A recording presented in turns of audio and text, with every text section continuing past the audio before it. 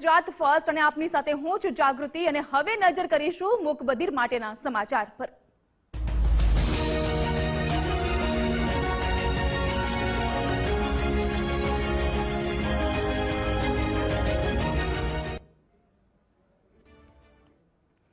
દિલ્હીના મુખ્યમંત્રી Arvind કેજરીવાલને supreme court તરફથી લાગ્યો છે ઝટકો। જસ્ટિસ એએસ ઓકની આગેવાની હેઠળની બેન્ચે કેજરીવાલના સ્વાસ્થ્યની તપાસ માટે વચગાળાના જામીન 7 દિવસ સુધી વધારવાની માંગ કરતી અરજી પર તાત્કાલિક સુનાવણી કરવાનો કરી દીધો છે સ્પષ્ટ ઇનકાર। આટલું જ નહીં, ખંડપીઠે અરજી મોડી ફાઇલ કરવા પર પણ અનેકો સવાલ કર્યા। જસ્ટિસ એએસ ઓકની બેન્ચે કહ્યું કે મુખ્ય મામલામાં આદેશ 17 મેના રોજ અનામત રાખવામાં આવ્યો હતો। તે બેન્ચના સભ્ય જજ ગયા અઠવાડિયે વેકેશન બેન્ચમાં ગયા હતા, ત્યારે તમે આ માંગણી કેમ ન કરી? વેકેશન બેન્ચે કેજરીવાલના વકીલ અભિષેક મનુ સિંઘવીને કહ્યું કે ચીફ જસ્ટિસને સુનાવણી માટે વિનંતી કરવાનું કહેવા અનુરોધ કર્યો હતો। કેજરીવાલે 2 જૂને તિહાડ જેલમાં સરેન્ડર કરવાનું છે, ત્યારે તે પહેલા કેજરીવાલે માંગ કરી કે તેમના સ્વાસ્થ્યની કેટલીક તકલીફોના કારણે કેટલાક મેડિકલ ટેસ્ટ કરાવવા જરૂરી છે અને આ મેડિકલ ટેસ્ટ માટે તેઓને વધુ 7 દિવસ જોઈએ છે અને તે બાદ એટલે કે 2 જૂન નહીં પરંતુ 9 જૂનના રોજ તેઓ સરેન્ડર કરી દેશે। આ મામલાની અરજીની તેમણે તાત્કાલિક સુનાવણી માટેની માંગ કરી હતી, પરંતુ તાત્કાલિક સુનાવણીની માંગ સુપ્રીમ કોર્ટે ફગાવી દીધી છે। ઉલ્લેખનીય છે કે દિલ્હીના કથિત દારૂ નીતિ કૌભાંડમાં મની લોન્ડરિંગના આરોપમાં 21 માર્ચે દિલ્હીના મુખ્યમંત્રી કેજરીવાલની ઈડી દ્વારા ધરપકડ કરવામાં આવી હતી। કેજરીવાલે પોતાની ધરપકડને સુપ્રીમ કોર્ટમાં પડકારી છે। તાજેતરમાં જ સુપ્રીમ કોર્ટે કેજરીવાલને લોકસભા ચૂંટણીમાં પ્રચાર કરવા માટે 10 મેથી 1 જૂન સુધી વચગાળાના જામીન આપ્યા છે।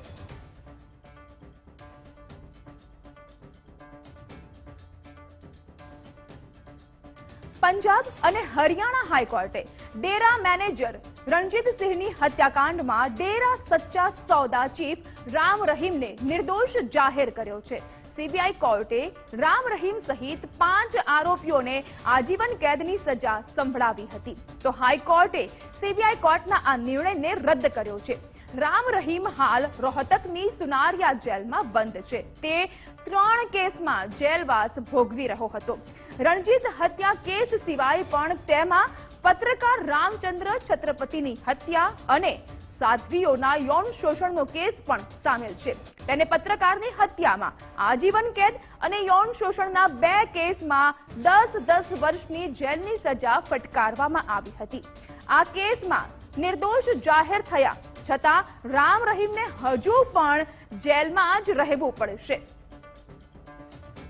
જે કેસમાં પંજાબ અને હરિયાણા હાઈકોર્ટે રામ રહીમને નિર્દોષ જાહેર કર્યો તે કેસમાં આપણે વાત કરી।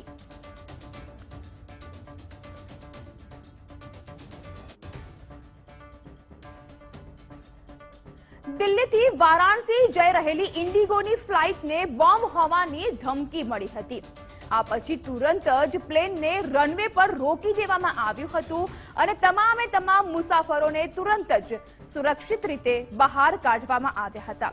વિમાન દિલ્હીના T2 ટર્મિનલથી સવારે 5:04 બનારસ માટે ટેક ઓફ કરવાનું હતું, પરંતુ બોમ્બની માહિતી મળતાની સાથે જ મુસાફરોને સુરક્ષિત રીતે બહાર કાઢવામાં આવ્યા હતા અને બોમ્બ ડિસ્પોઝલ ટીમને બોલાવવામાં આવી હતી। આ સિવાય CISFની 5 ટીમ ઘટના સ્થળે પહોંચી હતી અને તપાસ પણ તેઓના દ્વારા કરવામાં આવી હતી। CISFના એક અધિકારીએ જણાવ્યું કે ઇન્ડિગો ફ્લાઇટમાં ટિશ્યુ પેપર પર બોમ્બ લખેલી વિગતો મળી આવી હતી। ત્યારબાદ આ મામલાની તપાસ કરવામાં આવી તો વળી ખબર પડી કે આવું કંઈ જ નથી। ઇન્ડિગોની ફ્લાઇટમાંથી બહાર નીકળતા મુસાફરોના વિડીયોમાં તમે જોઈ શકો છો કે લોકો ઇમરજન્સી ગેટમાંથી બહાર નીકળી રહ્યા છે। તે તમે જોઈ શકાય છે કે વિમાનમાંથી મુસાફરોને ઝડપથી બહાર કાઢવામાં આવી રહ્યા છે। આ ઉતાવળમાં કેટલાક લોકો બારીમાંથી બહાર આવતા પણ આ વિડીયોમાં તમે જોઈ શકો છો।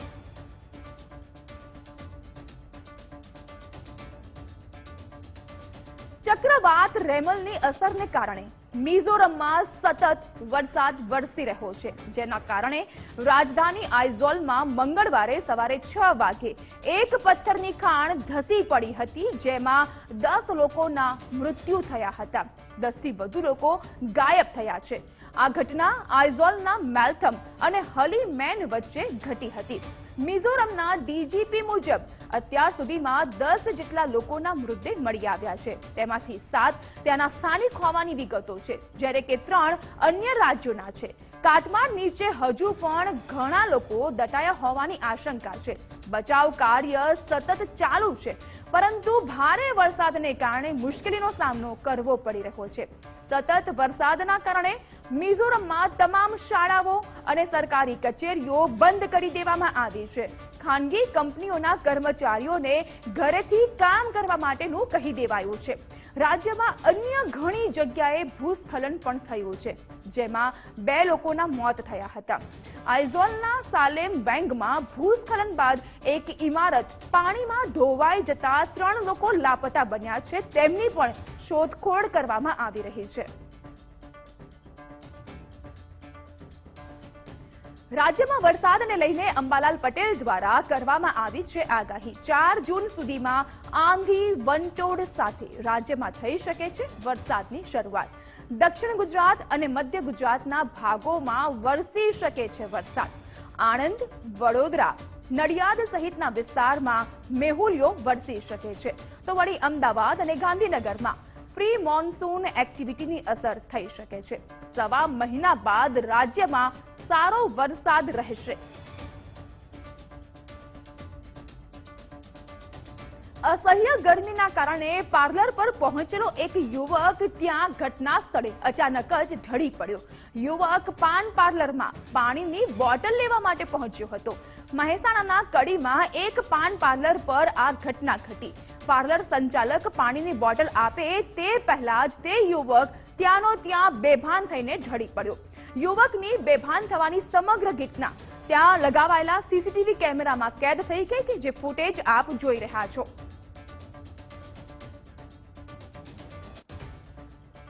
અમદાવાદમાં કાળઝાળ ગરમી છે અને કાળઝાળ ગરમીને લઈને હિસ્ટ્રોકથી રોજના અંદાજિત 10% દર્દીઓ સારવાર લે છે. ગરમીના પગલે સોલા સિવિલમાં ઝાડા ઉલટી વાયરલ ઇન્ફેક્શનના દર્દીઓ વધી રહ્યા છે. ઝાડા ઉલટીના 38 કેસ નોંધાયા છે, તો વળી વાયરલ ઇન્ફેક્શનના 1709 જેટલા કેસ સામે આવ્યા. ગત સપ્તાહે 10,221 કેસ નોંધાયા હતા, જે પૈકી 1129 દાખલ થયા હતા. ડેન્ગ્યુના 49 શંકાસ્પદ કેસમાંથી 8 જેટલા પોઝિટિવ કેસ નોંધાયા. ગત સપ્તાહમાં ચિકનગુનિયાના પણ 5 શંકાસ્પદ કેસ નોંધાયા. 40 થી વધુ ઉંમરના લોકો બની રહ્યા છે હિસ્ટ્રોકનો શિકાર.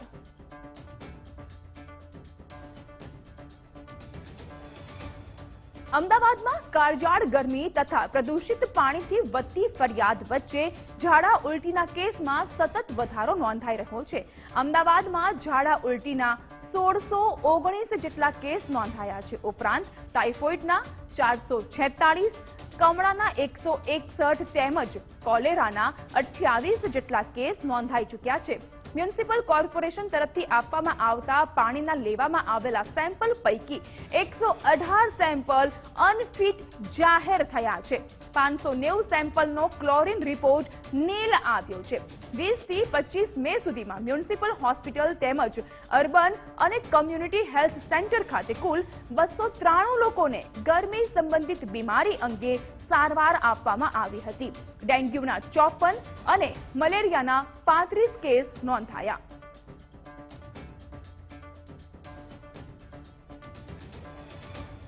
સુરતના યુવકને ઓનલાઈન ફૂડ મંગાવવું ભારે પડી ગયું. વેજ પનીરની સબ્જી મંગાવવાની જગ્યાએ ઓર્ડરમાં નોનવેજ પહોંચી ગયું. યુવકે બેગરોઝ ધ રોયલમાંથી મંગાવ્યું હતું pure veg food. CCTV camera check કરતા વેજની અંદર નોનવેજ ભેળવ્યું હોવાની વિગતો સામે આવી છે. હિન્દુ સંગઠન દ્વારા રેસ્ટોરન્ટમાં હવે વિરોધ પણ વ્યક્ત કરવામાં આવી રહ્યો છે. રેસ્ટોરન્ટના સંચાલક પાસે હાથ જોડીને માફી મંગાવાઈ. રેસ્ટોરન્ટની બહાર બોયકોટના પોસ્ટર્સ પણ લગાવવામાં આવ્યા. કલેક્ટરને પત્ર લખીને રેસ્ટોરન્ટ સામે યોગ્ય કાર્યવાહી કરવામાં આવે તે પ્રકારની તેઓએ માંગ કરી. ગીર સોમનાથના બેડિયા ગામનો સિંહનો વિડીયો થયો રહ્યો છે વાયરલ। ખોડિયાર ધાર પર વનરાજ મંદિરમાં દર્શન કરતો હોય તેવો વિડીયો વાયરલ થયો।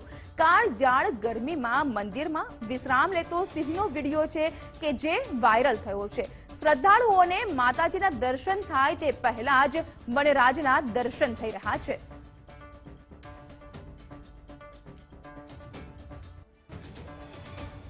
અષાઢી બીજ એટલે કે રથયાત્રાનો પાવનકારી પર્વ।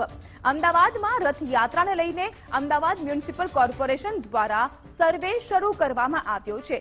રથયાત્રાના રૂટ પર આવતા ભયજનક મકાનોનો સર્વે કરવામાં આવ્યો।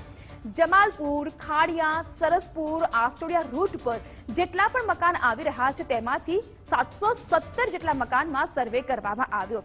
716 મકાનનો સર્વે કરવામાં આવ્યો છે। ગત વર્ષે 125 જેટલા ભયજનક મકાન પર સ્ટીકર્સ લગાવવામાં આવ્યા હતા।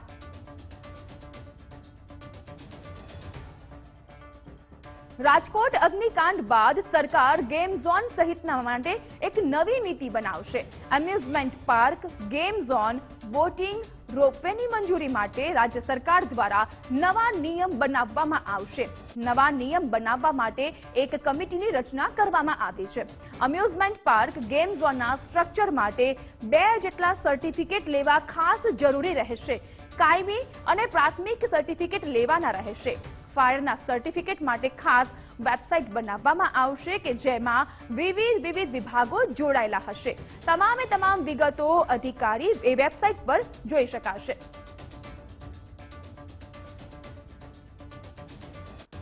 રાજકોટ અગ્નિકાંડને લઈને ગૃહ રાજ્યમંત્રી હર્ષભાઈ સંઘવીએ વિડીયો કોન્ફરન્સથી બેઠક કરી। રાજકોટના પોલીસ કમિશનર સાથે આ બેઠક યોજાઈ હતી કે જે વિડીયો કોન્ફરન્સના માધ્યમથી થઈ। ડીજીપી વિકાસ સહાય પણ એ બેઠકમાં ઉપસ્થિત રહ્યા। આ બેઠકમાં લાઇન ઓફ એક્શન અને રાજકોટમાં કેવા પ્રકારની કામગીરી થઈ રહી છે તે અંગેની સમીક્ષા કરવામાં આવી।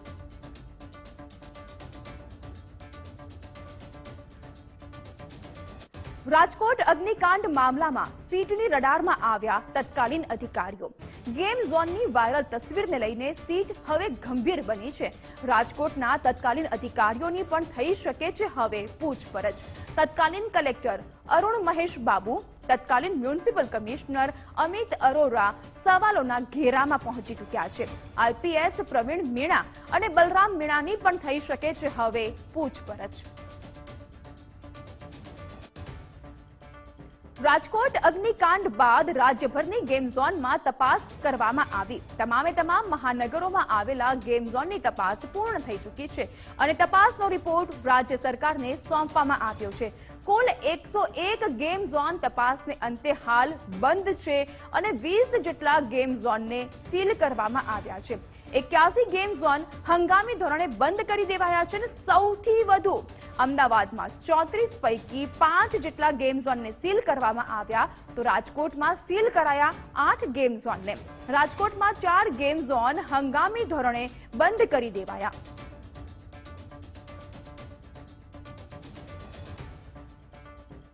રાજકોટ અગ્નિકાંડમાં વીરપુરના યુવકની હત્યા થઈ હતી। વીરપુરના યુવકનું મૃત્યુ થયું હતું કે જેના અંતિમ સંસ્કાર કરવામાં આવ્યા। જિગ્નેશ ગઢવી નામના યુવકનું અગ્નિકાંડમાં મૃત્યુ થયું છે। મૃતકના પરિવારમાં માતા અને બહેન પથારીવશ હાલતમાં છે। બહેન છેલ્લા 22 વર્ષથી પથારીવશ અને માતા પણ બીમાર હાલતમાં છે। અગ્નિકાંડમાં પુત્રએ પિતા તો 5 બહેનોએ એકનો એક ભાઈ ગુમાવ્યો છે। આરોપીઓ વિરુદ્ધ કડક કાર્યવાહી કરવાની પરિવારે માંગ કરી છે।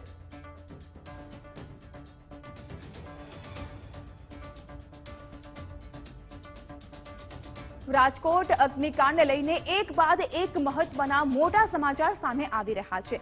પૂર્વ વિપક્ષ નેતા પરેશ ધાનાણીએ ગંભીર આરોપ લગાવ્યો છે। પરેશ ધાનાણીએ કહ્યું કે 40 થી 45 વ્યક્તિના મૃતદેહ મળી આવ્યા છે। 2 દિવસમાં ઘટના સ્થળેથી માનવ અવશેષ પણ મળી રહ્યા છે। આ મામલે સિવિલ સુપ્રિન્ટેન્ડન્ટ શા માટે આંકડા જાહેર નથી કરતા તેવા સવાલ પરેશ ધાનાણીએ કર્યા। ઘટના સ્થળે 3000 ડિગ્રી તાપમાન હોવાનું સીટે પણ સ્વીકાર્યું છે.